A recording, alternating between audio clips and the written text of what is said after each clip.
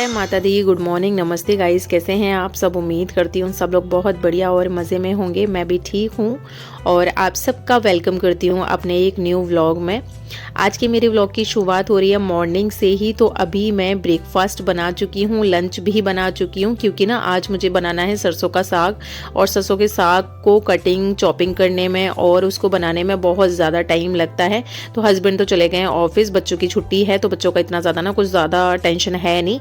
लेकिन फिर भी मुझे बीच में से ना काम छोड़ के ना किचन में ना लगना पड़े, इसलिए मैं किचन का काम ख़त्म कर चुकी हूँ। बाकी का घर का काम पड़ा हुआ है, अभी वो मैं इसलिए नहीं किया है क्योंकि ना साग को बनाने में ना बहुत ज़्यादा टाइम लगता है और बहुत ज़्यादा गंदगी भी फैलती है यहाँ पर। तो सबसे पहले मैं साग की ना तैयारी करने लगी हूँ और मुझे गाजर का हलवा बनाना है, तो उसके लिए मुझे गाजर भी छील रही हूँ। मैं यहाँ पर गाजर छील ली हैं, उसके बाद में यहाँ ये मैं कद्दूकस भी कर ले रही हूँ, क्योंकि ना मेरे पास में ना काफ़ी सारा दूध इकट्ठा हो गया है। तो आज मैं दूध के साथ में गाजर का हलवा बनाने वाली हूँ, जो कि मेरे बच्चों को भी बहुत पसंद है और उसका टेस्ट भी काफ़ी अच्छा आता है, मावे के हलवे से ज़्यादा अच्छा आता है।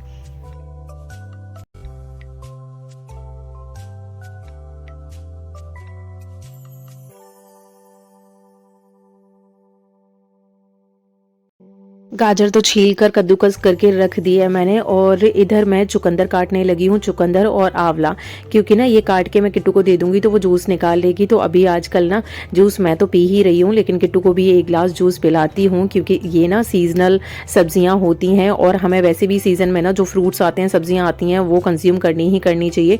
और ये जो जूस होता है वो तो ना स्किन को भी काफ़ी इम्प्रूव करता है, हेल्थ के लिए भी काफ़ी अच्छा होता है। उसके बाद में फिर ये जो सरसों की जो पतली पतली सॉफ्ट वाली जो डंडियाँ थी ना, उनको भी मैंने ऊपर से ना छील लिया है। उसके बाद में इनको मैं काटने लगी हूँ, क्योंकि सरसों के साग में ना इसका भी बहुत अच्छा टेस्ट आता है। इसको डालने से ना जो सरसों का कड़वापन होता है वो बिल्कुल ही नहीं आता है इसके अंदर। फिर मैंने अपनी चॉपिंग वगैरह करके तो मैंने रख दी है। उसके बाद में आप देख ही रहे हो कितना ज़्यादा ना कूड़ा निकलता है, इसीलिए मैंने सफाई नहीं करी थी घर की, जो ना झाड़ू पोछा और ये डस्टिंग वगैरह इसलिए नहीं करी थी, क्योंकि ना मुझे पता था कि इतना ज़्यादा ना गंद निकलना ही निकलना है। और आज ना हमारे यहाँ बिल्कुल भी धूप नहीं निकल रही है। अगर धूप निकल रही होती ना तो फिर मैं ये सब कुछ लेके ना ताम झाम अपना लेके ऊपर जाती है धूप में, ना धूप भी लग जाती थोड़ी बहुत देर, और मैं अपना ये कटिंग चॉपिंग करके भी मैं ले आती। लेकिन आज हल्की हल्की ना बूंदाबांदी हो रही है, तो बिल्कुल भी धूप निकली ही नहीं है। और आप देख ही रहे हो कितना ज़्यादा ना कचरा फैलता है इससे। तो मैं यहाँ कारपेट पे बैठ के ना अपना जितना भी कटिंग चॉपिंग का काम था वो मैंने सब कर लिया है। और सरसों के साग में ना पालक डालते हैं और बथुआ डालते हैं, थोड़ी सी मेथी डालते हैं, लेकिन मैंने आज मेथी नहीं डाली है क्योंकि मेथी मेरे पास थी नहीं और सब्जी वाला कोई अभी तक आया नहीं।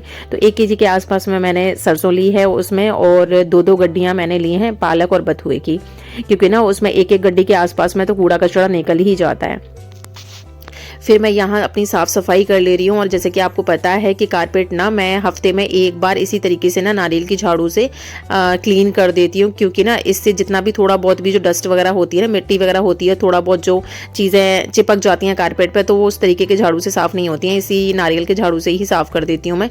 फिर यहाँ मैंने अपना सोफ़ा है ना क्लीन कर लिया है। और जैसे कि हमेशा ही पता है आपको कि मेरे सोफ़े के कवर ना सिले हुए हैं, हमने घर पर ही सिलवाए थे। इस वजह से आजकल जो सोफ़े के कवर आते हैं ना, उनके साथ में तो इनको अरेंज करने के लिए ना चीज़ें आती हैं जो कि बिल्कुल सेट हो जाता है। फिर ना कितना भी बैठो कूदो उछलो, लेकिन वो ख़राब नहीं होता। लेकिन हमारे काफ़ी टाइम पहले के ना सोफ़े कवर सिले हुए हैं, तो इनके साथ में ऐसा नहीं था, इसलिए मैं कॉम की हेल्प से ना इनको सेट कर देती हूँ। उसके बाद में यहाँ पूरा अपने सोफ़े को सेट करने के बाद में अपनी जो सोफ़े के जो कुशन्स हैं वो भी अच्छे से मैंने साफ़ कर दिए हैं।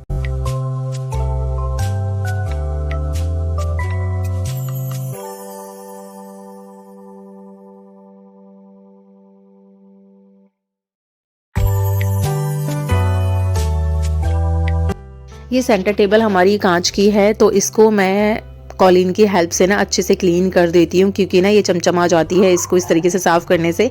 और इसके बगैर अगर साफ़ करो ना पानी से तो थोड़े से ना इसके ऊपर निशान दिखाई देते हैं, जो कि बिल्कुल भी नहीं है अच्छे लगते। फिर मैंने इसको अच्छे से पूरा पोंछ लिया। और नीचे की साइड में ना एक ब्लैक कलर की है, तो इस पर थोड़ी सी भी ना धूल मिट्टी आती है तो वो अलग से दिखाई देती है।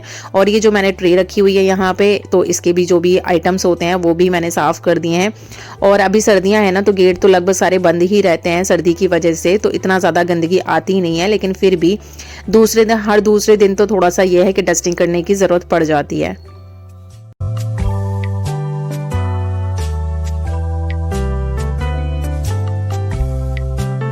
अगर डेली इस तरीके से सफाई ना करो ना तो बहुत ज़्यादा धूल मिट्टी जम जाती है और फिर ऊपर से ना इसमें जाले लगना शुरू हो जाते हैं। इसलिए मैं हर दूसरे दिन जैसे ही मुझे टाइम मिलता है तो हर दूसरे दिन ना मैं यहाँ की जितनी भी चीज़ें रखी हुई हैं उनको मैं एक बार साफ़ करती रहती हूँ। और इस तरीके से साफ़ करने से ना इकट्ठी कोई सफाई करने की नहीं पड़ती है। फिर आ गई हूँ मैं टीवी कैबिनेट की साइड में, तो इधर भी मैंने डस्टिंग कर दी है। और यहाँ है ना मैंने ये जो टेबल है इसके ऊपर ना ये अपना एक मेरा एक्स्ट्रा कर्टन था तो वो मैंने अच्छे से सेट कर दिया है इसके ऊपर। तो थोड़ी सी सफाई तो मेरी इसकी वजह से भी बच गई है, क्योंकि जब इसके ऊपर नहीं पड़ा होता ये डार्क ब्राउन कलर का है तो इस तरीके की जो चीज़ें होती हैं ना, ब्लैक कलर का हुआ, डार्क ब्राउन हुआ, तो ये ना धूल मिट्टी को ज़्यादा अपनी तरफ ना खींचती हैं, तो इसलिए उससे काफ़ी हेल्प मिल गई है। फिर मैंने अपने सरसों की जो भी कटिंग चॉपिंग की ना, जो भी चीज़ें थी वो तो मैंने इसमें डस्टबिन में भर दी हैं। उसके बाद में फाइनल तरीके से एक बार मैं यहाँ अच्छे से फिनिशिंग से लगा दे रही हूँ झाड़ू।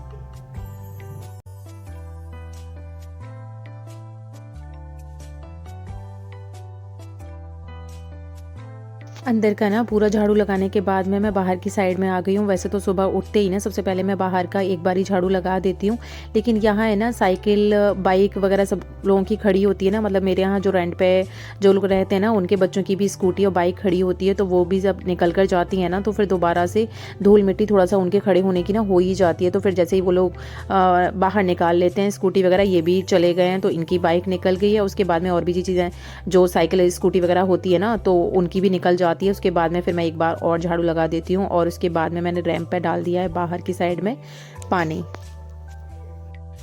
यहाँ पर ना मैंने मशीन भी लगाई हुई थी, एक बार के ना मैंने इसमें कपड़े वॉश करने के लिए डाल दिए थे और ज़्यादा कपड़े नहीं थे, एक ही बार में वॉश हो जाएंगे। तो यहाँ है ना मेरा ये ड्रायर वाला जो इसका ढक्कन है वो हो गया है ख़राब, तो वो ना रुकता नहीं है, जैसे खोलो ना तो वो रुकता नहीं है, उसको पकड़ना पड़ता है। तो उसको मैंने पकड़ के ड्रायर में डाल दिए हैं कपड़े।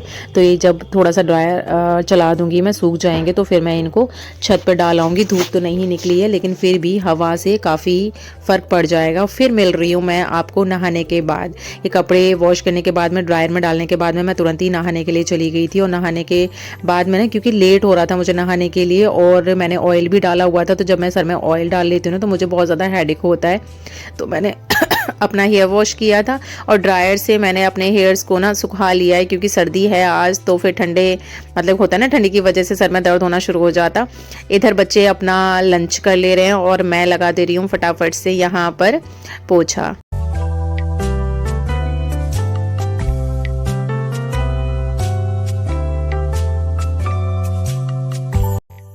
अब आ गई हूँ मैं किचन में, अपना पूरा काम ख़त्म करके फिर हाथ मुँह धो के मैं किचन में आ गई हूँ।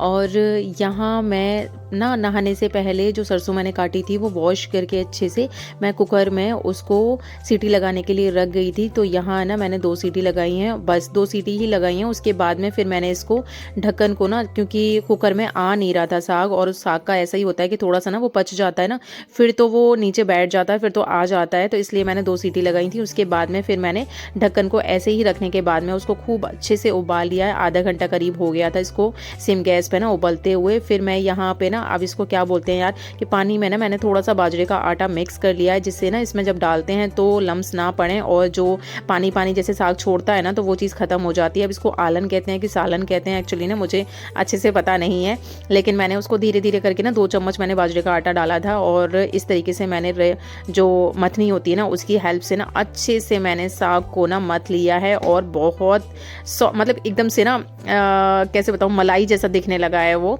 तो उसमें जो भी सरसों के थोड़े थोड़े से ना दिख रही थी, डंडियाँ दिख रही थी, वो कुछ भी नहीं अब दिख रहा है। फिर मैंने इधर की साइड में टमाटर थोड़े से पीस लिए थे और ये मैंने 2-3 प्याज ली हैं, खूब सारा मैंने लहसुन लिया है, अदरक लिया है, वो मैंने चॉप कर लिया है। बाकी मैंने जब सरसों उबालने के लिए रखी थी ना उस टाइम पर भी मैंने काफ़ी क्वांटिटी में ना उसमें अदरक डाला था, हरी मिर्च डाली थी और खूब सारा लहसुन डाला था, क्योंकि सरसों के साग में ना लहसुन काफ़ी अच्छी मात्रा में डाला जाता है। तो फिर मैंने जो चॉप करी हुई जो प्याज थी वो मैंने तेल में डाल दी है। थोड़ी सी मैंने 2 लाल मिर्च ली थी साबुत, जो कि मैंने तड़के के साथ में डाली हैं। और उसके बाद में मैंने टमाटर जो पीस लिए थे वो मैंने डाल दिए हैं। वैसे तो चॉप करके भी टमाटर डाल सकते हैं, लेकिन ना किट्टू नहीं खाती बिल्कुल भी, तो बच्चों को ना इस तरीके की चीज़ें भी खानी चाहिए, क्योंकि हेल्थ के लिए भी काफ़ी अच्छा होता है ये। और फिर मैंने ना इसमें डाल दिया है अपना जो भी मैंने साग रेडी किया था ना, वो मैंने डाल दिया है। और इसको अब तो बनने में ज़्यादा टाइम नहीं लगेगा, लेकिन इसको मुझे पूरा चॉपिंग कटिंग करने में ना, सब कुछ ना बनाने बनाने में ना 3 घंटे आराम से लग ही गए हैं। और ये ना साग मुझे बहुत ज़्यादा अच्छा लगता है, बहुत ज़्यादा, क्योंकि बचपन से ना हम खाते ही आ रहे हैं। और हमारे यहाँ ना एक आंटी रहती थी, पंजाबी आंटी, वो बनाती थी। उनसे ना पहली मतलब फ़र्स्ट टाइम मैंने उन्हीं के हाथ का खाया था, तब से ही मुझे ये स्वाद लगा है। उससे पहले नहीं इतना ज़्यादा पसंद था। फिर मैंने ना इसमें नमक डाल दिया है। उसके बाद में मैंने 2 चम्मच भर के ना देसी घी भी डाल दिया है, क्योंकि ना इसमें देसी घी का ना बहुत अच्छा स्वाद आता है। और वैसे भी मैंने ना जब तड़के के टाइम पर भी मैंने इसमें तेल नहीं डाला था, उस टाइम पर भी मैंने इसमें देसी घी ही डाला था। तो देसी घी का जो तड़का लगता है ना वो बहुत सुपर्ब बनता है। फिर मेरा सरसों का साग तो हो गया था बिल्कुल रेडी। फिर मैं बनाने लगी हूँ इधर की तरफ गाजर का हलवा। तो जो दूध है वो मैंने अपना जितना भी थोड़ा सा दूध इकट्ठा हो गया था, 2 दिन का दूध इकट्ठा हो गया था, तो वो दूध ना मैंने इसमें डाल दिया है। और इसको मैं अच्छे से उबाल लूँगी। जब ना इस तरीके की कंडीशन जब आ जाती है ना, उबल उबल के ना वो ऊपर की साइड में मलाई पड़ने लग जाती है, उस टाइम पे मैंने जो कद्दूकस करी हुई जो गाजर थी वो मैंने डाल दी है। और गाजर को ना कद्दूकस करने से पहले ही धो लेना चाहिए, क्योंकि इसमें से जो थोड़ा बहुत जो जूस होता है ना वो भी गाजर के हलवे में जाता है, तो उसका टेस्ट भी ना काफ़ी अच्छा आता है। उसके बाद में फिर मैं यहाँ पे ना इलायची अपना तोड़ ले रही हूँ। इसको अच्छे से मैं पीस लूँगी। और ये स्लिप पे ही पीस रही हूँ, क्योंकि बिल्कुल जो प्लेटफॉर्म था वो मैंने पूरा क्लीन कर लिया था। इसके छिलके निकाल दूँगी। इसके जो दाने दाने हैं वो मैं गाजर के हलवे में डाल दूँ।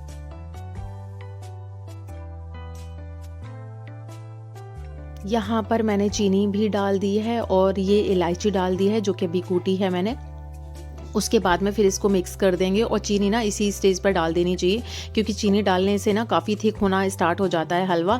और 10 मिनट बाद ही देखिए हलवा ना इस तरीके से छिटकना स्टार्ट हो जाता है, तो इसका मतलब है कि हलवा बिल्कुल बनने वाली कंडीशन में है। जिस तरीके से सूजी का हलवा बनाते हैं ना, तो जब वो कढ़ाई छोड़ना स्टार्ट हो जाता है तो समझ लो कि रेडी हो गया है। इसी तरीके से गाजर के हलवे का भी सीन रहता है। तो गाजर का हलवा बिल्कुल ही मेरा रेडी हो गया है।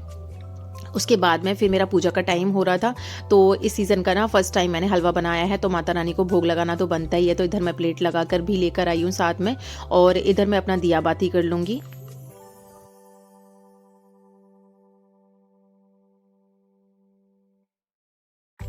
फिर आ गई हूँ मैं किचन में, और ये भी ऑफिस से आ गए हैं। तो इधर मैं बना ले रही हूँ गर्मा गर्म रोटियाँ बाजरे की, और यहाँ मैं आटा लगाने लगी हूँ। और बाजरे की रोटी का ना ऐसे होता है कि जितना ज़्यादा अच्छे से आटा लगा लोगे ना, उतनी ज़्यादा रोटी अच्छे से बनेगी। पहले मुझे रोटी बिल्कुल बनाना नहीं आती थी बाजरे की, मक्के की, लेकिन लास्ट सीज़न से ना मैंने स्टार्ट किया। और फिर बस ऐसे ही होता है कि जब ना हम अपना मन बना लेते हैं कोई भी चीज़ सीखने के लिए, तो कुछ भी मुश्किल नहीं होता है। एक बार ख़राब होगा, 2 बार ख़राब होगा, थर्ड टाइम आ ही जाता है बिल्कुल।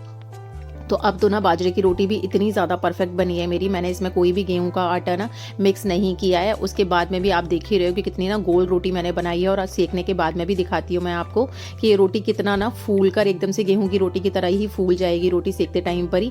बस इसका ना थोड़ा सा 1-2 चीज़ें होती हैं जो कि करते करते ही समझ में आती हैं, कि बस जब हम रोटी तवे पर डालते हैं तो तवे की जो आग होती है ना वो ज़्यादा तेज़ नहीं होनी चाहिए, स्लो होनी चाहिए, क्योंकि आधा जो रोटी का प्रोसेस होता है ना वो तवे पर ही हो जाता है। उसके बाद में फिर गैस पर इस तरीके से ना बस 2 मिनट ही सेकनी चाहिए। 2 मिनट में ही रोटी एकदम से ना बढ़िया फर्स्ट क्लास ना सिक जाती है अंदर से भी। और देख ही रहे हो आपकी रोटी ना कितनी ज़्यादा फूल गई है। एक रोटी और मैंने बनाई है, वो भी बहुत अच्छे से फूल गई थी, जो कि मैं दिखाती हूँ अभी आपको।